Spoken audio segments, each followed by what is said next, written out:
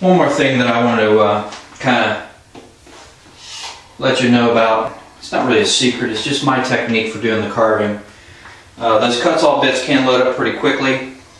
So what I actually do is I have a large pair of knob cutters. I think these are 8 or 10 inch knob cutters.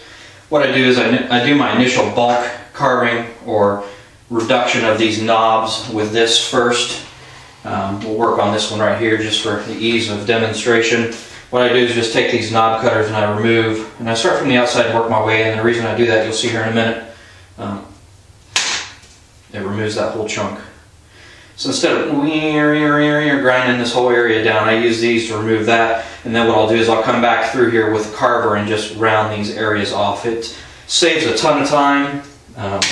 As you can see, I can carve this whole knob out here in just a few seconds, where with that Kutzall cutter it would take me probably 10 minutes to do that area, maybe 5 minutes or something. But that's what I do initially, is you use these knob cutters and just get in here and take it off piece by piece, just a little chunk at a time. Surprisingly, it removes more material faster than using the Kutzall carver for the whole thing. I save the Kutzall carver for just doing the fine tuning, like I said before. But I did want to show you that technique. That's just my personal technique. You'll develop your own techniques as time goes by. Whatever works for you, use it.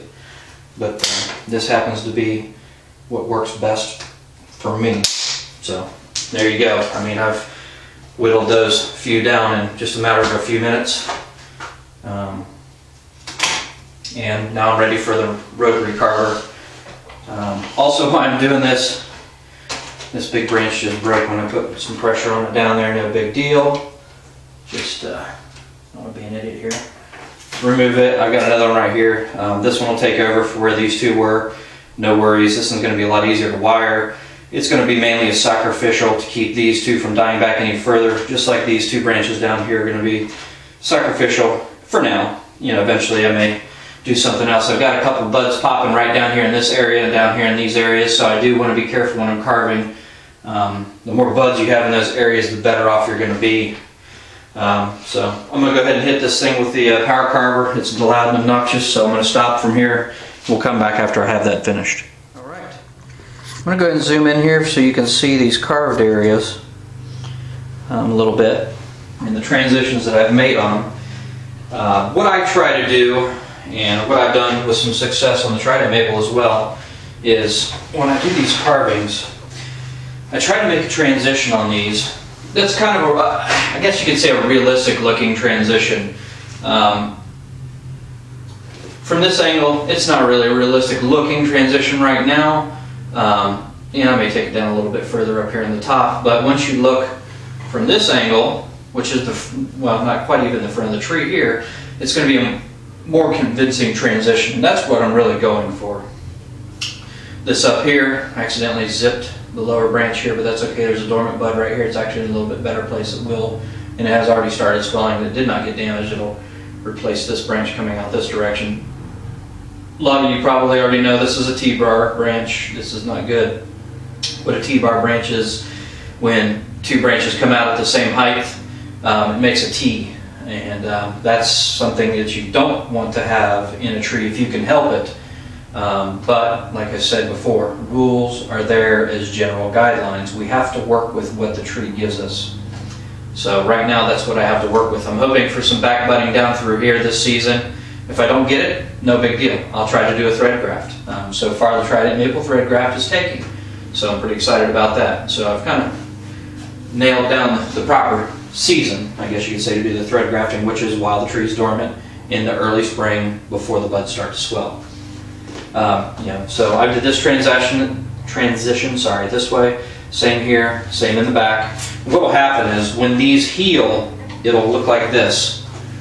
This one was performed 3 years ago, actually in the field, and I did this transition up here at the top, and I'll try to zoom in on it so you can see it better.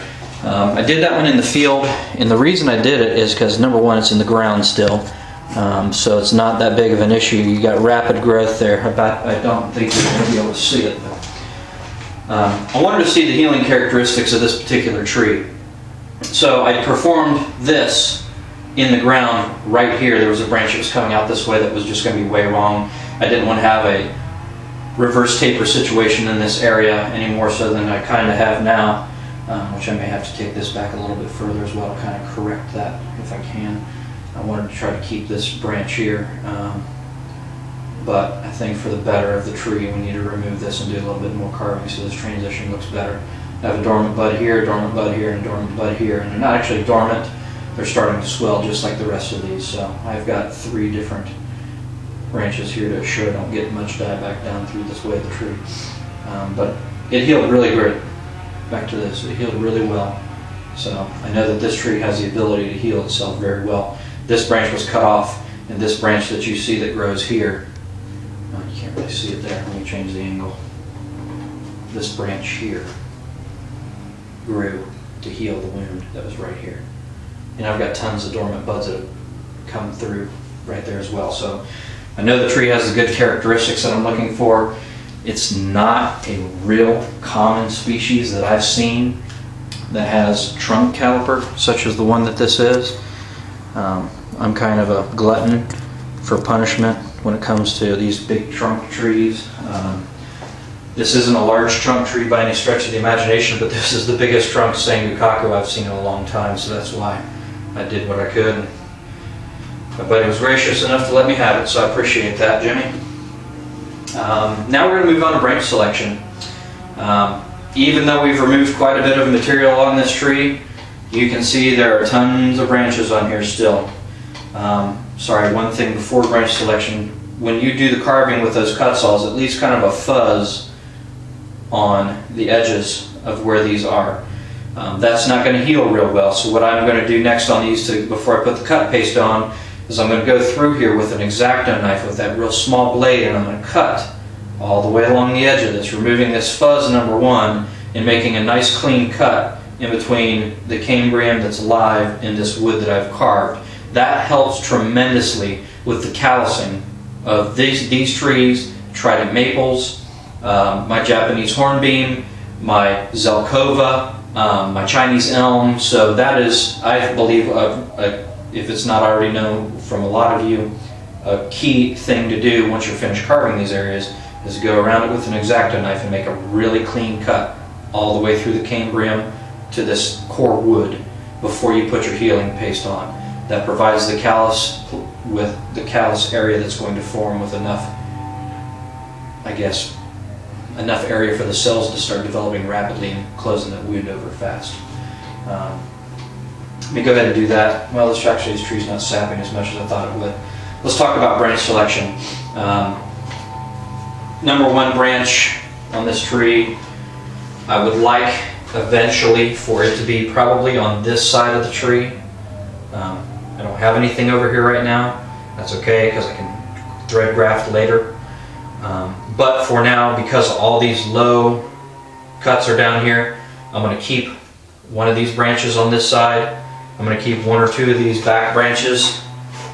I'm going to keep 1 or 2 of these back branches here, and I'm going to keep 1 or 2 of these branches here.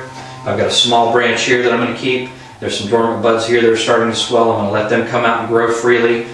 This year is going to be an initial styling, but because of these large wounds and the way that these trees react to being cut, I'm wanting to keep as many of these lower branches on here as possible. So it's going to look kind of awkward when we get done with it this season. But next season, after this callousing starts, and I know I'm not going to have any dieback issues, is when I can remove a lot of these. We're going to utilize these as what's called a sacrificial branch. Sacrificial branch is something you keep on the tree to keep the energy to that area of the tree to either prevent dieback or to help in rapidly healing the wounds. I'm going to probably retain this here as a branch. I'm going to wire it position. It's already split once and it's got a little bit of ramification. Of course, this one down here is going to be a sacrifice branch in this area, so we don't have that T-branch situation going on. I'm going to keep this branch up here as another branch so that we'll stagger from here to here, and then we're going to go from here to here, and then from here, of course, to the apex.